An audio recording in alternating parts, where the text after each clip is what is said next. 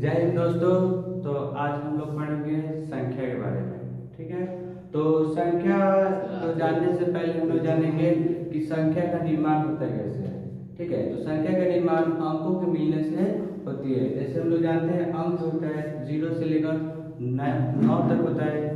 ठीक है, उसी अंक को आपस में मिलने से क्या होता है, संख्या का निर्माण होता है। ठीक है, तो संख्या जो है एक बहुत बड़ा सा चैप्टर है, लेकिन उसको शॉर्ट फॉर्म में ही यहाँ पे दर्शाया गया है कि हाँ, संख्या को एक बार में एक ही चार्ट में हम लोग आसानी से समझ सके। ठीक है, तो संख्या के बारे में जानेंगे तो अभी हम बताए हैं कि अंक के मिलने से संख्या का निर्माण होता है। पूर्ण रूप से संख्या को देखा जाए तो उसको दो भागों में बांटा गया है। एक को वास्तविक संख्या कहते हैं और दूसरे को क्या कहते हैं, काल्पनिक संख्या कहते हैं, जिसको इंग्लिश में इमेजिन नंबर बोलते हैं और इसको रियल नंबर बोलते हैं। ठीक है, तो 10th क्लास का जो फर्स्ट चैप्टर है वो वास्तविक संख्या के नाम से है, जिसको पढ़ना काफी जरूरी होती है। जब तक आपको नंबर की समझ नहीं होगी तब तक आप मैथ में अपने आप को असहज महसूस करते रहिएगा। ठीक है, तो सबसे पहले हम लोग जान लेंगे वास्तविक संख्या के बारे में। तो वास्तविक संख्या वैसी संख्या है जिसे नंबर लाइन पर यानी नंबर्स यानी संख्या रेखा पर हम लोग दर्शाते हैं। लेकिन वहीं पे क्या है, काल्पनिक संख्या वैसी संख्या है जिसे हम नंबर संख्या पर दर्शाया नहीं सकते हैं। ठीक है, जिससे हम जानते हैं कि जैसे कोई संख्या है अगर रूट में और माइनस फॉर्म में है, ठीक है, तो वो क्या है, काल्पनिक संख्या है। और काल्पनिक संख्या हमेशा क्या है कि एक इमेजिनरी, इसको इंग्लिश में क्या है, इमेजिनरी नंबर बोल सकते हैं। ठीक है, इसको जैसे माइनस कोई है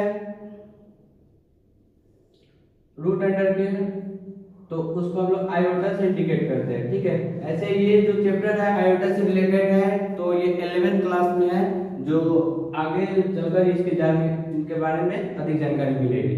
लेकिन यहाँ पर हम 10th क्लास में देखेंगे तो यहाँ पे वास्तविक संख्या के बारे में जानेंगे। वास्तविक संख्या जो है उसको दो भागों में बांटा गया है, एक परिमेय संख्या और एक अपरिमेय संख्या। परिमेय संख्या के बारे में जानेंगे तो इसके बारे में जो परिभाषा दिया गया है वे सभी संख्या जिसे p/q के रूप में लिख सकते हैं उसे परिमेय संख्या कहते हैं। लेकिन वहां पर क्या है, q जो होता है नॉट इक्वल देन 0 रहना चाहिए। ठीक है, q क्या है, नॉट इक्वल देन 0 रहना चाहिए। वहीं पर अगर बात किया जाए अपरिमेय संख्या की, अपरिमेय संख्या वो संख्या है जिसे p/q के रूप में नहीं लिख सकते हैं। जैसे एग्जांपल देखें तो ये √3 है, √7, 1/√2 है, ये 3√2 और पाई, ये सबसे फेमस है पाई।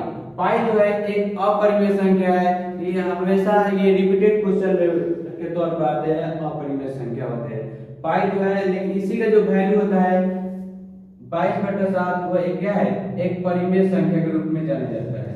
ठीक है, वहीं पर तीसरा जो उदाहरण है इसका, जो यहाँ पे डेसिमल के बाद कोई संख्या रिपीट करेगा, लेकिन रिपीट करने के साथ साथ एक संख्या का वृद्धि होता रहेगा, तो वो भी क्या है, एक अपरिमेय संख्या का ही उदाहरण होता है। तो 3 फॉर्म याद रखना हमेशा अपरिमेय संख्या में। एक जो डेसिमल के बाद कोई संख्या रिपीट करे लेकिन अपनी संख्या में वृद्धि करते रहे, तो वो गया एक अपरिमेय। पाई फेमस है, और एक रूट के अंदर कोई भी संख्या है अगर वो बाहर नहीं निकल पाती है तो समझिए वो भी क्या है, एक अपरिमेय संख्या, चाहे वो बट्टा में हो या मल्टीपल में हो चाहे ऐसे ही फॉर्म में हो। ये तीनों स्थिति में क्या होगा, अपरिमेय के रूप में जानेंगे।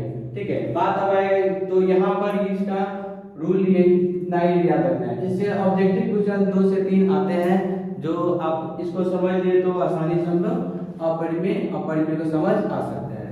उसके बाद आगे देखेंगे हम लोग परिमेय संख्या। तो परिमेय संख्या जो होता है वो भी बहुत सारे टाइप होते हैं, इसके अंदर बहुत सारे इसके ब्रांच है, जैसे भिन्न संख्या आ जाएंगे इसके अंदर दशमलव संख्या आ जाएगा, पूर्णांक संख्या आ जाएगा, पूर्णांक के अंदर देखा जाएगा तो पूर्ण संख्या आएंगे। पूर्ण संख्या के जो दो भाग बटेगा, एक शून्य होगा संख्या और एक हो जाएगा प्राकृतिक संख्या।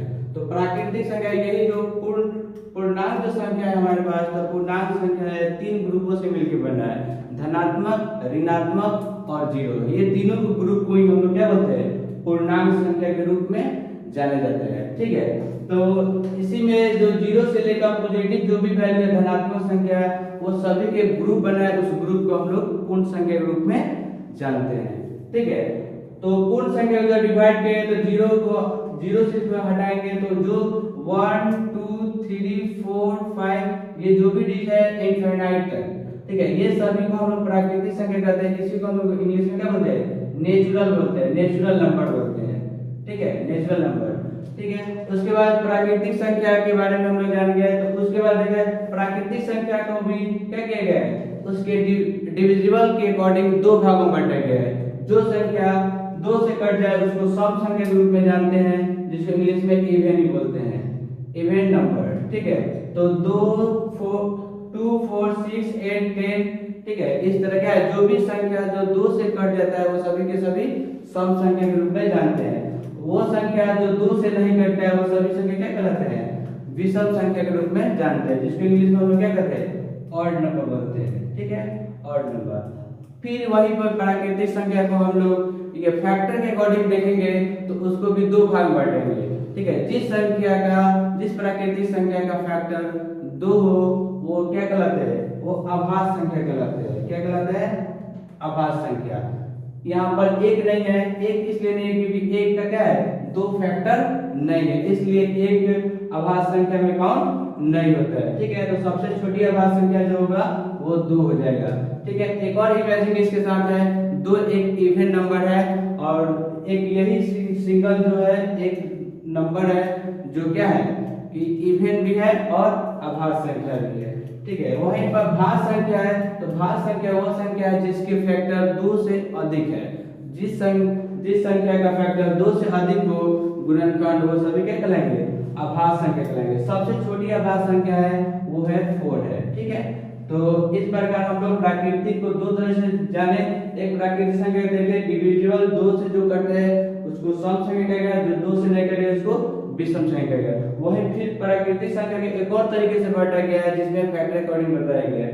फैक्टर में जिस संख्या का फैक्टर 2 से 2 हो उसको हम लोग आभास संख्या कहते हैं, जिसको इंग्लिश में हम लोग क्या कहते हैं, प्राइम नंबर बोलते हैं, प्राइम नंबर। ठीक है, उसके बाद ये जिस संख्या का 2 से अधिक फैक्टर हो उसको हम लोग क्या बोलते हैं, आभास संख्या, जिसको इंग्लिश में कंपोजिट नंबर बोलते हैं, कंपोजिट नंबर बोलते हैं। ठीक है, तो इस प्रकार हम लोग जाने कि प्राकृतिक संख्या क्या है, दो तरह से डिवाइड कर सकते हैं, एक डिविजिबल के अकॉर्डिंग और एक क्या है उसके फैक्टर के अकॉर्डिंग। ठीक है, तो ये पूरा संख्या में बस इतना ही क्या है, हमारा नॉलेज को गेन करेंगे तो इसके आधारित और भी जानेंगे। ठीक है, तो आगे इसमें है पूर्णांक संख्या हो गया। अब देखेंगे भिन्न संख्या। तो भिन्न संख्या को भी क्या किया गया है, 3 भागों में बांटा गया है। भिन्न संख्या का एक बोला गया उचित भिन्न संख्या, दूसरा अनुचित भिन्न संख्या और मिश्रित भिन्न संख्या। उचित और ये सब के बारे में जानेंगे तो उचित भिन्न संख्या किसको कहेंगे। ठीक है, तो इसके लिए हम आगे क्लास में बताएंगे।